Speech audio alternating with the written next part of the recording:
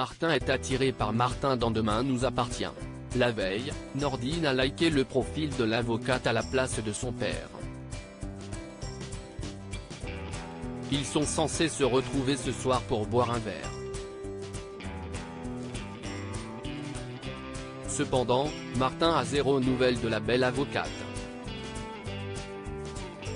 Il fait mine d'être détaché, mais Nordine n'est pas dupe.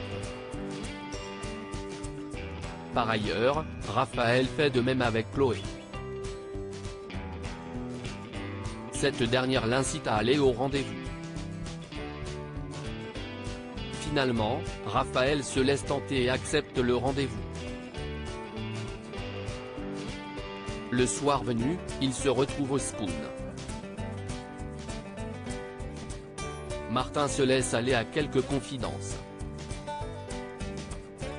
Martin pointe du doigt que Virginie, son ex, décidait de tout dans leur couple. Il se rappelle d'ailleurs que Raphaël l'a viré de son cabinet. La jeune femme riposte qu'elle n'avait pas le choix. En effet, Virginie a défendu un garçon qui s'en était pris à Camille. Martin lui rappelle qu'elle aussi, elle n'a pas toujours défendu des personnes honnêtes. Vexé, Raphaël coupe court au rencard et quitte le Spoon. Demain nous appartient épisode du 15 février à l'hôpital de Sète, un drame a lieu. En effet, Luna apprend qu'elle ne pourra plus jamais danser dans votre série quotidienne. La jeune femme accuse le coup difficilement. Renaud essaie de la réconforter du mieux qu'il peut, en vain. Quelques instants plus tard, la jeune femme s'écroule dans le hall de l'hôpital. Bénédicte se précipite vers elle. Elle découvre alors un flacon de tramadol dans sa poche. William comprend que Luna vient de faire une tentative de suicide. Après un lavage d'estomac, Luna est tirée d'affaire. Renaud est à son chevet, touché par le mal-être de la jeune fille. Bénédicte vient à son tour la réconforter. Cependant, elle la prévient, elle n'échappera pas à une discussion pour parler de la trottinette donnée à Dorian. Camille est en danger. Ryan est toujours soupçonné d'avoir agressé Nathan dans Demain nous appartient. Interrogés par Lisa, Romy et Karim assistent à la scène derrière la vitre sans teint. Ryan se montre très agressif. Romy demande à Karim ce qu'il en pense.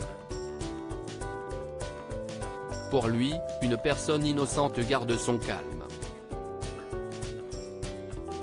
Romy refuse de croire son fils coupable de séquestration. Lisa apprend aux garçons qu'ils vont devoir perquisitionner sa maison.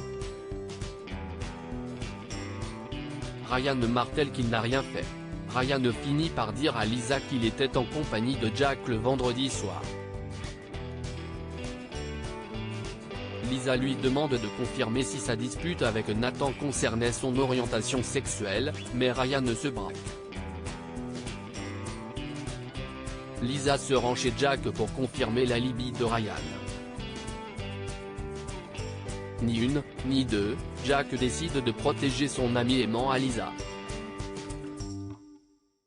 Au même moment, George informe Karim que la perquisition n'a rien donné. Cependant, le bornage du téléphone de Ryan indique qu'il était au Spoon le vendredi et non chez Jack. Audrey apprend à son fils que la police sait qu'il a menti. Jack essaie une nouvelle fois de protéger son ami, mais Damien le recadre froidement. Au commissariat, Karim pousse son neveu à dire la vérité. Acculé, Ryan finit par lui avouer qu'il est allé sur la tombe de son père. Il ne voulait le dire à personne, car tout le monde le déteste. En larmes, le garçon explique à son oncle qu'il a encore tellement de choses à dire à son père. Views is post on Instagram à post shared by demain nous appartient @dna-tf1. Entre Dorian et Camille, la situation s'améliore. Enfin pas pour longtemps. En effet, une amie de Camille a posté une vidéo de la soirée au Spoon sur Facebook. Dorian découvre avec tristesse que sa copine a embrassé Adam. Pour le jeune homme, c'est la goutte de trop. Le soir venu, Camille déambule dans la rue, en larmes.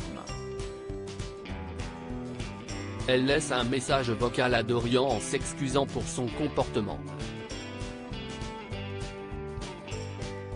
Tout à coup, une personne surgit derrière elle et lui fait une piqûre dans le cou. Camille s'effondre au sol, inconsciente. Pour la suite de votre épisode de Demain nous appartient, c'est sur Next Plus.